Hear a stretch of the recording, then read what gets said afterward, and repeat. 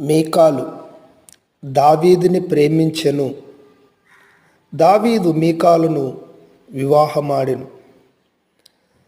మీకాలు దావీదుని ప్రేమించుట సౌలుకు తెలిసినప్పుడు సౌలు సంతోషించి దావీదుని వివాహం చేయటానికి ఇష్టపడతాడు. దావీదు మీకాలుపై కోరిక గలవాడై ఫిలిష్తీయుల మీదకి వెళ్ళి యుద్ధము చేసి వారిని గెలిచి తిరిగి వస్తాడు. సౌలు చెప్పినట్లుగా వారిని ఓడించినందుకు మీకాలుని ఇచ్చి వివాహము చేస్తాడు.